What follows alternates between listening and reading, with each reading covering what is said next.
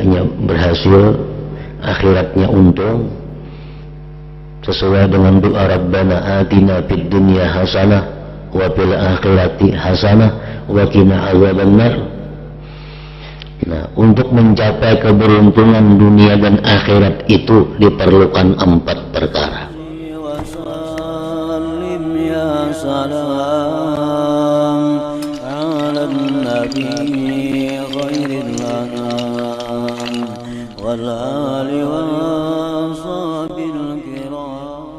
Bismillahirrahmanirrahim. Alhamdulillahi rabbil alamin wa bihi nasta'in ala umuri dunya waddin. Wassalatu wassalam ala asyrafil anbiya wal mursalin Sayyidina Maulana Muhammad wa ala alihi wa sahbihi ajmain. Adapun makhluk Allah yang lemah, maksudnya yang lemah hatinya,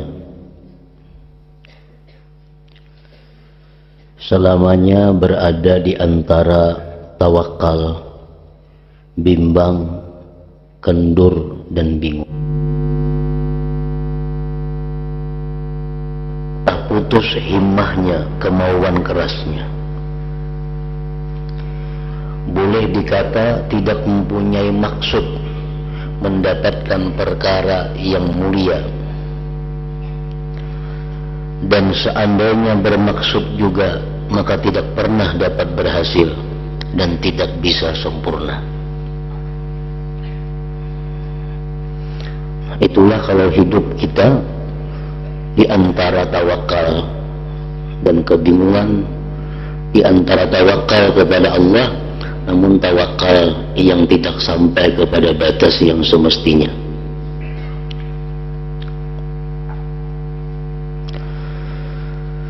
Tidakkah engkau lihat orang-orang yang bercita-cita tinggi dari golongan ahli dunia, seperti orang hendak jadi pejabat tinggi atau orang yang hendak menduduki pangkat yang tinggi, mereka tidak bisa mencapai derajat besar dan kedudukan tinggi kecuali sesudah hati mereka terputus dari diri mereka, harta benda, dan keluarga mereka. Orang-orang ahli dunia yang ingin mempunyai kekayaan yang besar, orang-orang ahli dunia yang ingin memiliki kedudukan yang tinggi, mereka itu pasti dahulunya berjuang mati-matian, berpisah dengan keluarga, berpisah dengan harta benda untuk mencapai tujuan mereka yang tinggi daripada dunia. Adapun para raja, mereka melakukan peperangan-peperangan dan menghadapi musuh-musuh.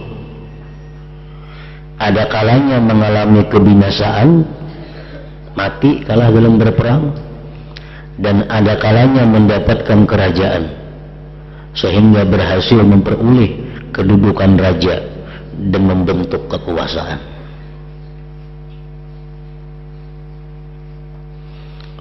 Orang yang ingin mencapai kedudukan tinggi di dalam dunia, mereka mesti rela berkorban, korban diri, korban harta, korban berpisah dengan keluarga. Padahal yang mereka inginkan, yang mereka capai hanya adalah kejayaan, kekuasaan di dalam dunia. Kita lihat tentara-tentara, mereka berlatih, mereka berjuang, mereka dikirim kemana-mana. Padahal yang mereka capai adalah hanya urusan-urusan duniawi. Tapi mereka rela mengorbankan diri, harta, dan keluarga.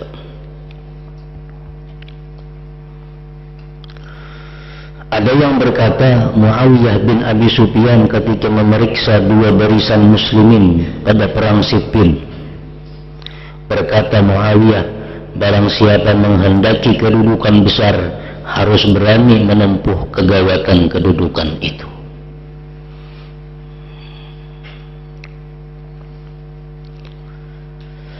Pedagang besar harus berani menempuh jalan-jalan yang biasanya menimbulkan kerusakan, baik di daratan maupun di lautan, serta menceburkan diri dan harta bendanya di tempat perampok di timur atau barat. Mereka menempatkan diri pada salah satu di antara dua perkara, hilang nyawanya atau berhasil untung besar. Sehingga dengan tindakan yang demikian mereka berhasil memperoleh keuntungan besar, harta yang banyak sekali dan barang mahal yang sangat indah.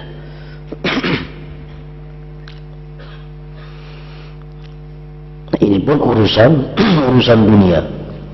Seorang pengusaha yang ingin sukses, seorang pengusaha yang ingin mendapatkan keuntungan banyak, pengusaha yang mesti kuat hatinya, mesti berani menempuh bahaya-bahaya, risiko-risiko kerugian, baik kerugian diri atau kerugian harta bendanya.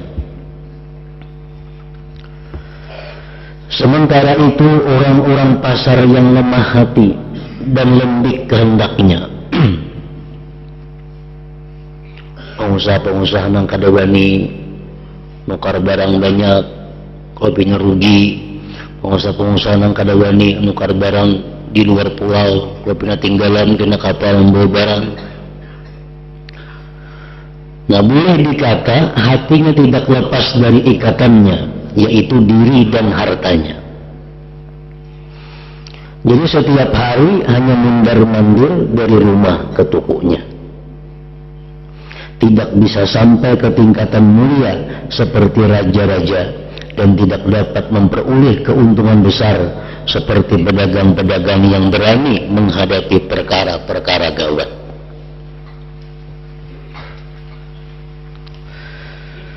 Seandainya di pasarnya dapat memperoleh keuntungan 1 dirham atau 2 dirham atas dagangannya, ia sudah merasa terlalu banyak. Yang demikian itu karena hatinya sudah terikat dengan sesuatu yang biasa dihasilkan.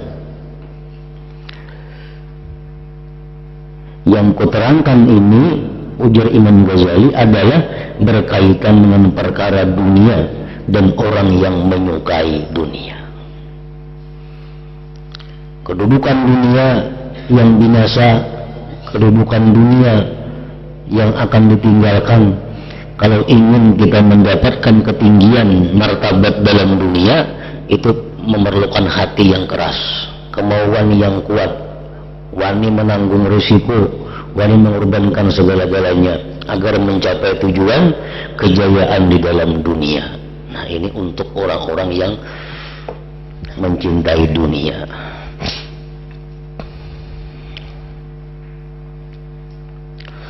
Adapun orang-orang yang ingin meraih kebahagiaan akhirat, maka yang menjadi modalnya ialah apa yang telah kututurkan di muka, yaitu tawakal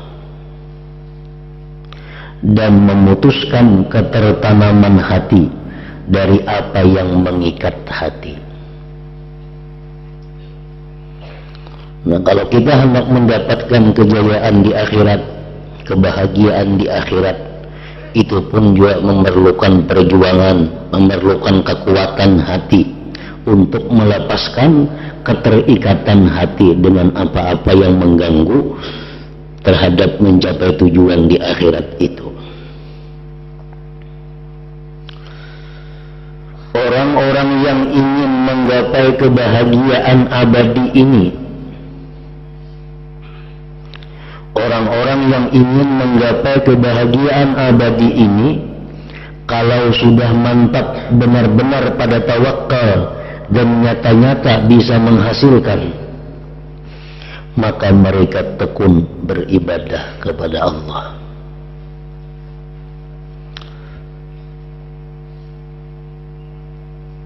Tawakal bertawakal kepada Allah, berserah diri kepada Allah, percaya dengan janji Allah.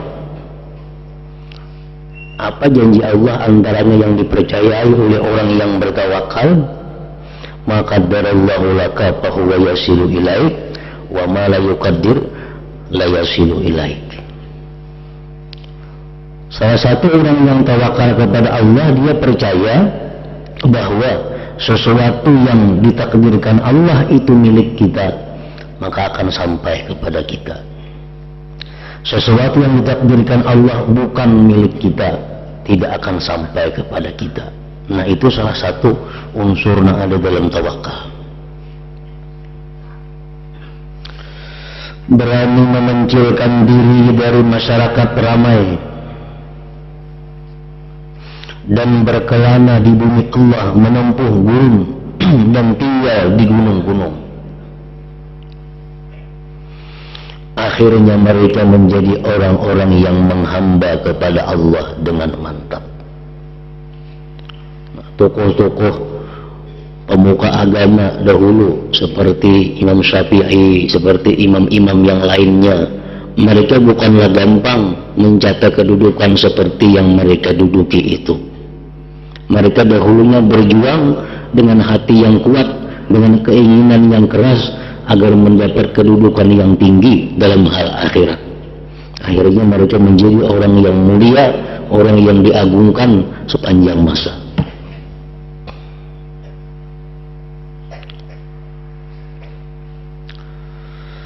Akhirnya mereka menjadi orang-orang yang menghamba kepada Allah dengan mantap, menjadi pemeluk agama yang kokoh, dan menjadi manusia yang benar-benar merdeka, bebas dari ikatan, dan dengan sebenarnya menjadi raja di bumi. Orang yang bertawakal kepada Allah dengan sebenar-benar tawakal itu sebenarnya adalah orang yang menjadi raja di bumi ini. Hidup mereka kada terkait dengan seseorang, hidup mereka kada tergantung dengan seseorang. Mereka bebas melakukan apa yang mereka mau, karena yang mereka takuti, yang mereka harapkan hanya Allah Subhanahu wa ta'ala. Mereka berjalan atau berhenti sesuka hati. Mereka bermaksud mencapai perkara-perkara besar dalam hal ilmu ibadah sesuka hati mereka. Mereka hendak beribadah dari jam sekian sampai jam sekian, ganggu siapapun yang menghalangi, datang mereka akan menghiraukan terus dalam ibadah, karena mereka sudah tawakal kepada Allah. Tidak ada yang menghalang-halangi dan tidak ada yang melarang dari apa yang mereka cita-citakan. Semua tempat bagi mereka hanyalah satu, semua waktu bagi mereka hanyalah satu, yaitu yang diisyaratkan oleh sabda Rasulullah sallallahu alaihi wasallam.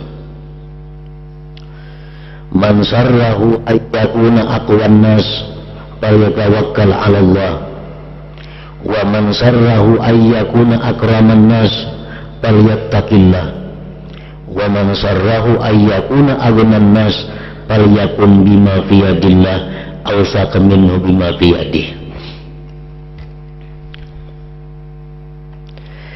Artinya, ujar Nabi kita, barang siapa ingin menjadi orang yang paling kuat, maka hendaklah ia bertawakal kepada Allah. Ini kada ada takutan lawan napa-napa, karena inya menganggap bahwa sesuatu selain Allah itu kada bisa memberi manfaat apa-apa. Inya kada mengharapkan siapa-siapa, karena inya beranggapan bahwa memberi manfaat itu hanyalah Allah. Jadi jalan ibadahnya kepada Allah kadang bisa mengganggunya. Barang siapa ingin menjadi orang yang paling kuat, maka hendaklah ia bertawakal kepada Allah. Barang siapa ingin menjadi orang yang paling mulia, maka hendaklah ia takwa, takut kepada Allah. Barang siapa ingin menjadi orang kaya, maka hendaklah ia percaya kepada apa yang di sisi Allah daripada percaya kepada apa yang ada di tangannya.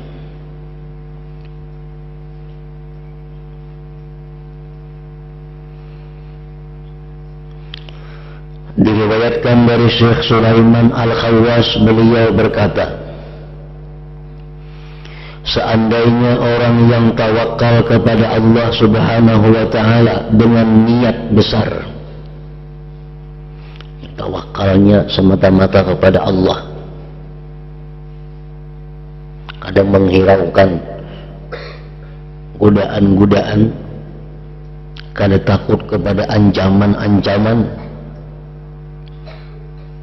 pokoknya dirinya hanya berserah kepada Allah dan hidupnya hanya mengabdi kepada Allah, niscaya ia diperlukan oleh para pemimpin pemerintah dan orang-orang selain mereka.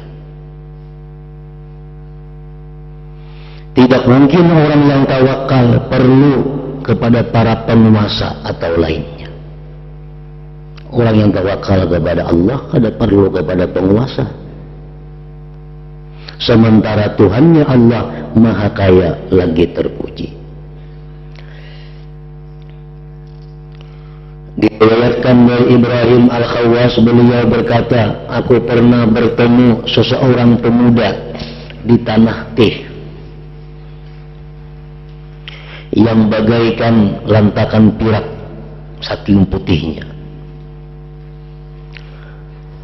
Lalu aku bertanya kepada pemuda itu, mau kemanakah engkau, wahai anak muda?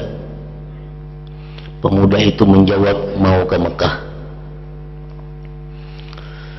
Aku bertanya, tanpa bekal dan tanpa tunggangan, napa jam sanggup ke Mekah? Menjalan batis itu aja kah? Pemuda itu menyahut, wahai orang yang lemah keyakinannya, Zat yang kuasa menjaga langit dan bumi, kuasa juga menyampaikanku ke Mekah tanpa bekal dan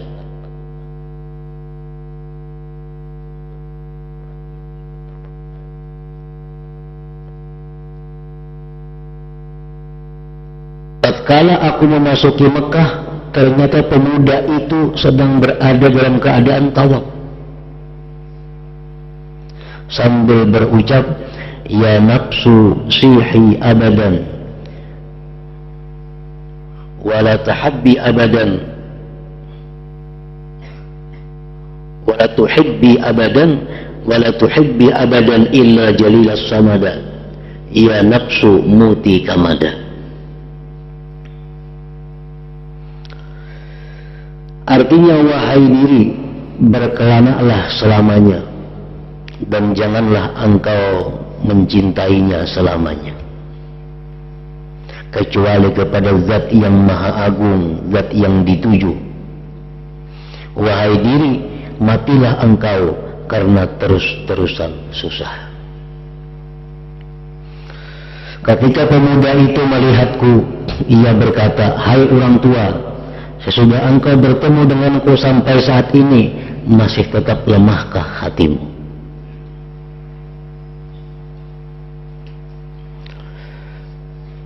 Nah, contoh pemuda itu contoh seseorang yang sudah menjalani tahapan-tahapan tawakal. Karena tawakalnya ada tingkatan-tingkatannya, yang pada puncaknya tingkatan tawakal itu ia nawani berjalan ke mana-mana kada bersanggup napa-napa. Tapi itu bagi mereka-mereka yang sudah sampai kepada tingkatannya.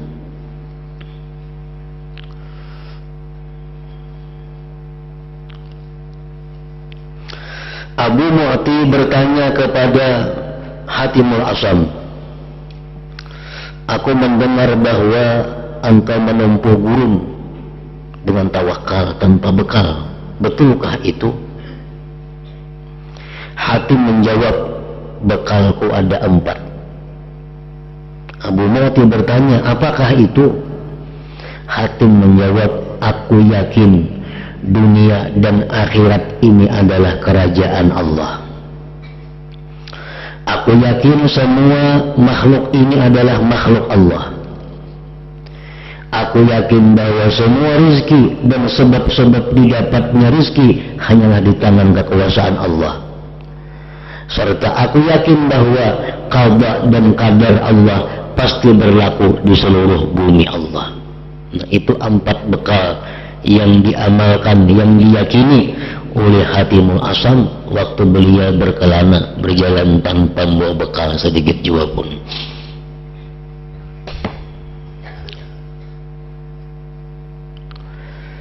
Nah, para ulama mengatakan bahwa kebahagiaan, keberuntungan dunia dan akhirat,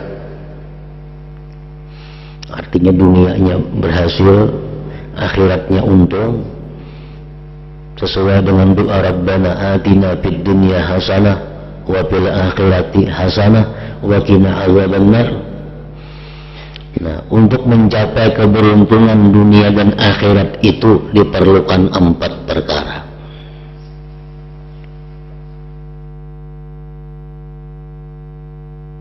Pertama, al-yakin. Nah, yakin ini.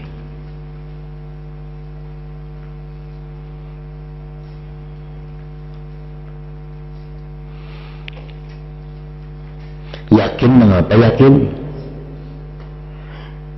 Orang yang yakin itu ayya'mala khalisan lillah la yatlubu 'aradad dunya wala ridal makhlukin. 1. Orang yang yakin itu adalah orang yang beramal semata-mata karena Allah, tidak mencari kepentingan dunia dan tidak mencari pujian makhluk. Karena dia yakin bahwa hanya Allah yang bisa meninggikan derajatnya, hanya Allah yang bisa meruntuhkan, merendahkan derajatnya. Selain pada Allah kada bisa. Kayak apapun orang hendak mengangkat kita, kalau Allah merendahkan maka akan sia-sia. Kayak apapun orang hendak menghinakan kita, tapi kalau Allah hendak meninggikan kita, tentu usaha mereka akan sia-sia. Nah, jadi yakin itu pertama, dia beramal semata-mata karena Allah. Arti karena Allah itu inya beribadah ini menjunjung perintah Allah. Kada ada tujuan lain. Sembahyang, puasa, bersedekah, apapun, niat utamanya adalah menjunjung perintah Allah. Karena kita seorang budak, kita seorang hamba yang diciptakan Allah, tugas kita adalah menjunjung titah Tuhan. Tugas kita menjunjung perintah yang menciptakan kita. Perintahnya apa? Mengabdi kepadanya. Jadi kalau kita yakin, pertama, kita akan bisa beribadah karena Allah.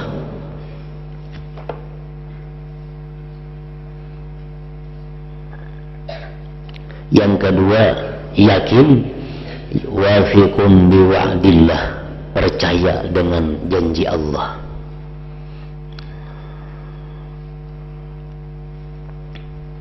Jadi yakin itu artinya 1, beramal karena Allah.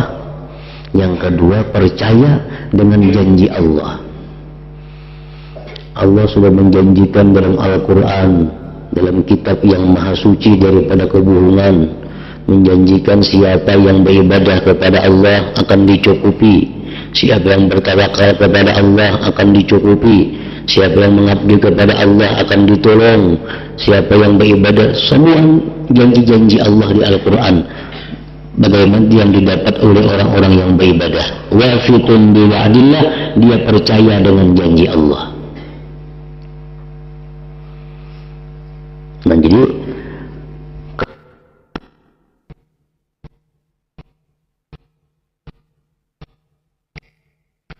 bila yakin beramal kita karena Allah dan kita percaya dengan janji-janji Allah. Yang kedua, al-adlu, adil.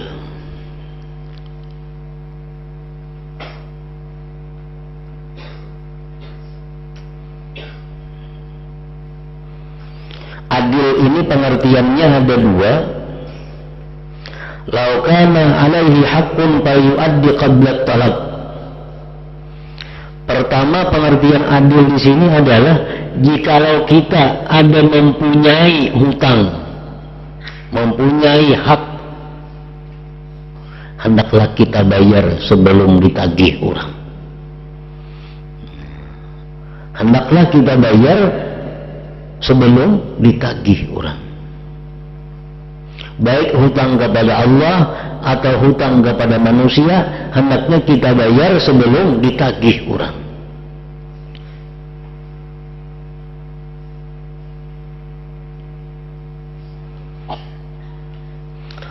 Yang kedua, pengertian adil, idza kana ala ghairih falyarfuq fi talabih. Jikalau dia ada menghutangi orang lain, maka hendaklah dia bersikap lemah lembut dalam menagihnya.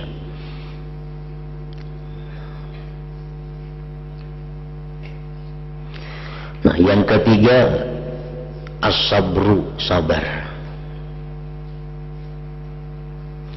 Sabar atas yang diwajibkan Allah, sabar melakukan sembahyang, sabar melakukan puasa, sabar melakukan zakat, sabar melakukan ibadah haji. Wa an-nawahihi, sabar menghadapi yang diharamkan Allah. Ada hal-hal yang nyaman tapi haram, sabar. Ada hal-hal yang untung tapi haram, sabar. Yang ketiga, alal azab, sabar atas gangguan orang. Manusia hidup pasti diganggu. Makin tinggi kedudukan kita, makin banyak gangguan yang dihadapi. Menghadapi gangguan-gangguan ini dituntut kesabaran.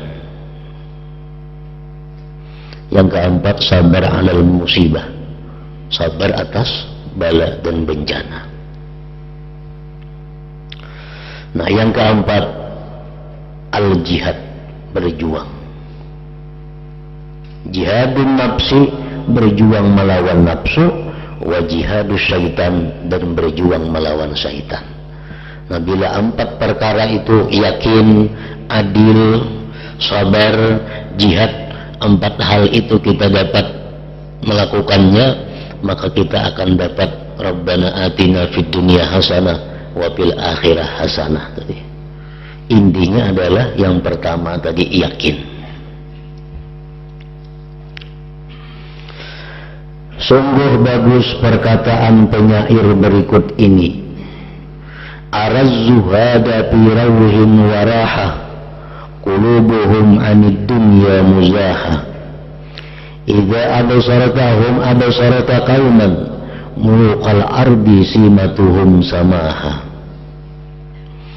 Artinya, aku melihat orang-orang zuhud itu dalam keadaan tenang dan tentram. Hati mereka terhindar dari dunia.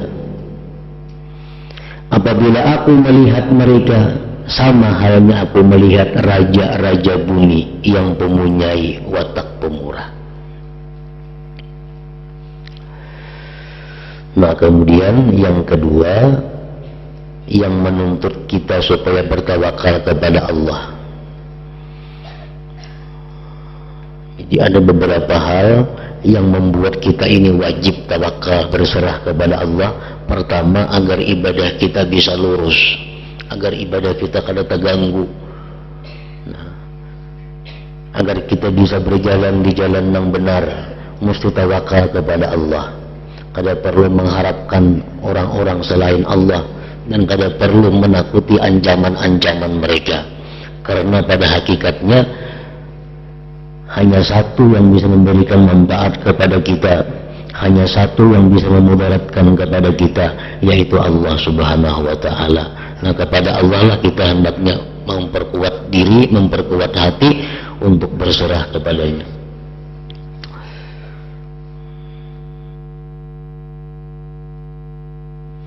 Hadratin Nabi sallallahu alaihi wasallam, al-Fatihah. Bismillahirrahmanirrahim.